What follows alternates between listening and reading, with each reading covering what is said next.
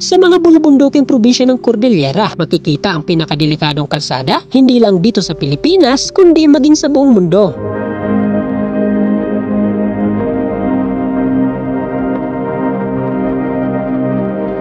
Sa nakakalula nitong taas, matatarik na mga bangin at nakakapanginig na lamig ng hangin. Ilan lamang ito sa maraming rason kung bakit natawag itong the most dangerous highway in the Philippines.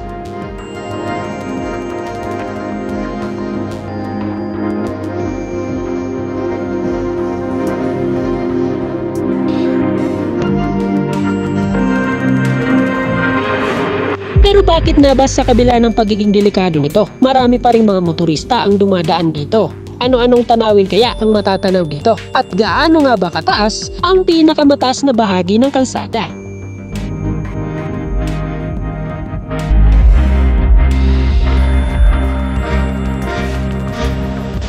Hey, what's up mga ka-Surf TV? Welcome po sa ating panibago na namang vlog. At ngayong araw, nandito po tayo sa bayan ng Atok, dito sa probinsya ng Benguet, kung saan dito sa likuran natin itong kabundukan na dinadaanan nitong Halsima Highway.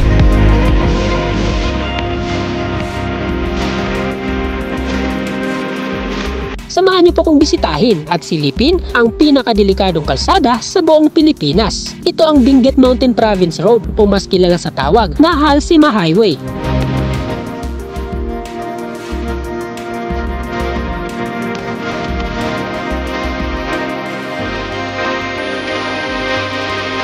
So nandito po tayo ngayon sa bayan ng Pusurogyo, kung saan kami nakita itong mga kasama natin sa biyahe natin papunta sa Sagada. So, shout out kay AMR Moto Adventure Viajeros. Tayo nga pala, yung gamit ko is yung Aerox, tapos yung ito. Pakita po natin yung mga motor na gamit natin.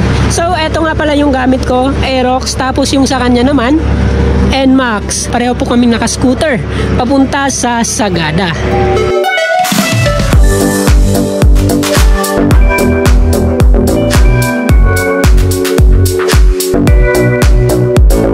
So matapos ang mahigit sa 30 minutes na travel mula sa Pangasinan ay narating na rin natin itong bungad ng Tuba, Benguet. Malapit po dito ang boundary ng Ilocos Region at saka itong Cordillera Region.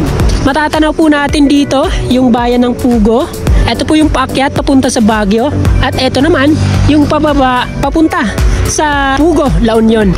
So mula naman dito magta-travel pa tayo ng mahigit 260 kilometers papunta sa Sagada.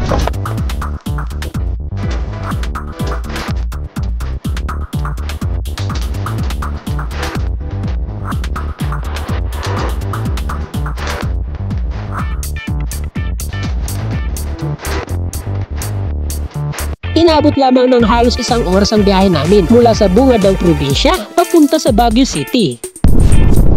Welcome to Baguio City.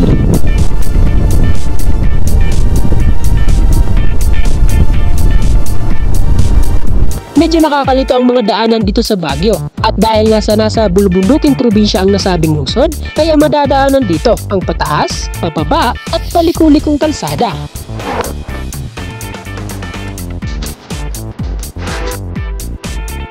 Matapos lamang ang ilang minuto ay narating na rin namin ang boundary ng Baguio City. Wala ka ng gas? Saan ka huling nagpagasolina? Sa Umingan. Umingan, Pangasinan na. Oo. Sa akin kasi full bar pa. Parehong 6 liters lang. Huh? Parehong 6 liters. Sa kanya 1 bar na lang. Tapos sa akin full bars pa. Pero paggasolina po tayo para sigurado. May unleaded? Ay, premium lang po. Oh, huwag na lang.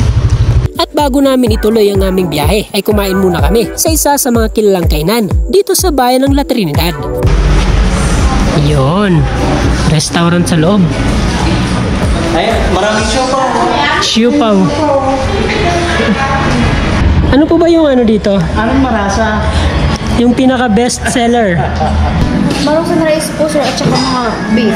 Yung marusan rice, ano yung meron dyan? Kompleto na po yun sir. May egg, may vegetables, may lechon. Sige, yun na lang. Marusan rice na lang. Yan, so ito po yung marusan rice.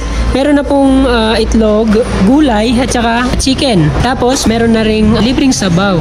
Complete package sa halagang 118 pesos. So, oras po natin ngayon ay alas 10:46 na ng umaga. At inaasahan po natin na alas 12 ngayong tanghali ay nasa kalagitnaan na tayo ng Alsima Highway.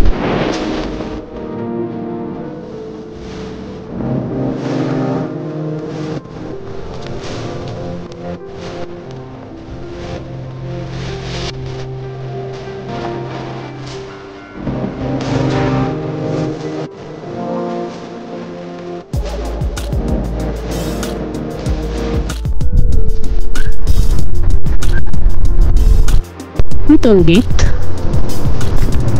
Magkano kaya yung toll? DPWH may toll. Tig 5 piso? Okay.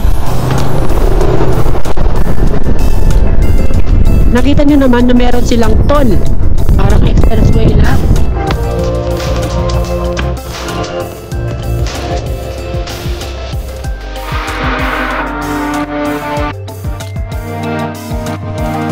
Mula dito sa kinatatayuan natin ay matatanaw naman yung highest peak nitong Alsima Highway. Mula dito, magta-traffic pa po tayo ng ilang kilometro.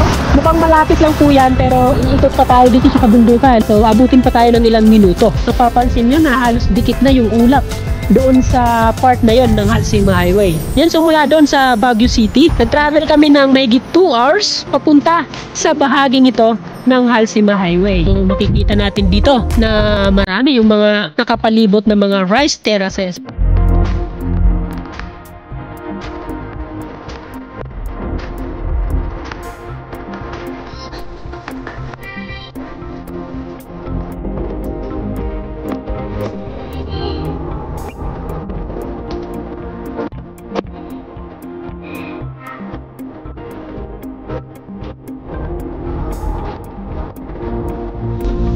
Dito, ginagawa na po yung outer lane ng kalsada.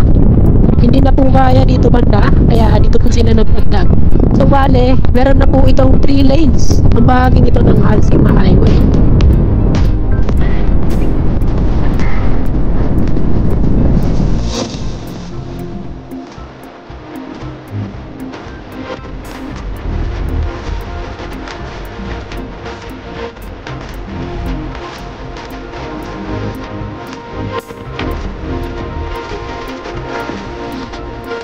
Yan, so matapos ang halos 3 oras na biyahe mula sa Baguio City, ay narating na rin natin itong highest point ng Philippine Highway System.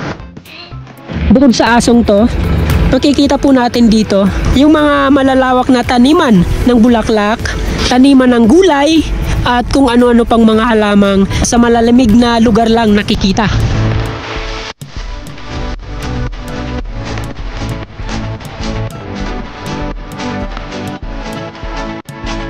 Ang Alsima Highway ay may habang aabot sa mahigit 150 kilometers. 95 kilometers ng kalsadang ito ay nasasakop ng probinsya ng Benguet. Nag-uumpisa ang nasabing kalsada sa hangganan ng Baguio City at nagtatapos naman sa bayan ng Buntok sa Mountain Province.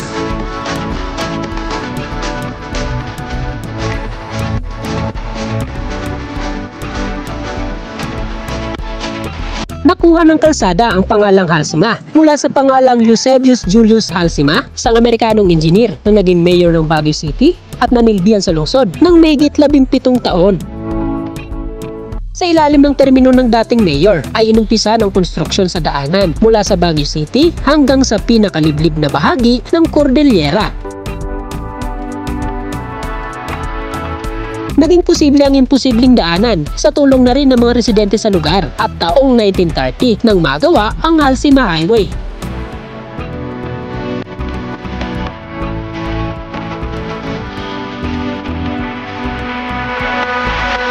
Di tulad sa mga mapapansin ngayon sa kalsada, masikip, malubak at madadaanan lamang ito sa pamamagitan ng paglalakad.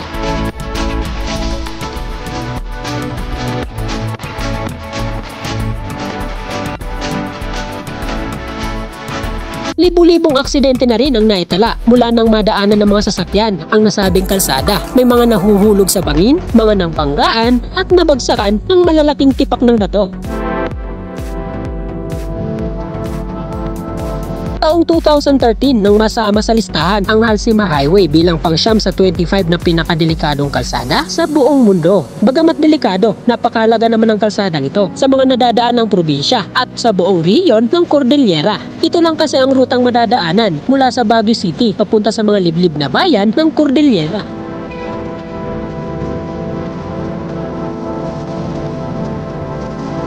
Bukod sa titulong the highest highway system in the Philippines, dinarayo din ang lugar dahil sa mga nagagandahang tanawin, malamig na klima at sariwang simoy ng hangin. At nabanggit ko na rin ang pinakamataas na highway system sa Pilipinas. Alam niyo ba na bago pa man sa Tinok Ifugao, itong bahagi ng Halsima Highway sa Atok Benguet ang naitalang pinakamataas na kalsada sa buong Pilipinas. May taas ito na abot sa mahigit 7,400 feet above sea level. At taong 2019 nang makuha ng kiangan Tinok Bugias Road sa Tinok Ifugao ang titulo bilang the highest highway system in the Philippines. May taas naman ito na abot sa mahigit 7,900 feet above sea level. Bukod sa pagiging delikadong kalsada, ang daan ng Halsima ang nagsisilbing daanan para masaksihan ng ating mga kababayan ang natatagong yaman ng Cordillera.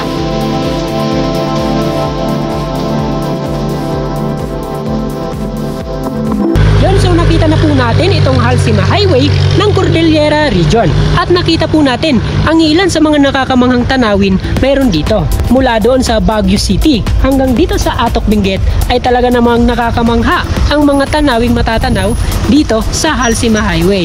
Sa ngayon, yan lang po muna at samahan niyo pa po ako sa susunod ko pang mga vlogs. Huwag niyong kalimutang i-like at i-share itong video na to at mag-subscribe na rin sa aking YouTube channel. Maraming salamat po.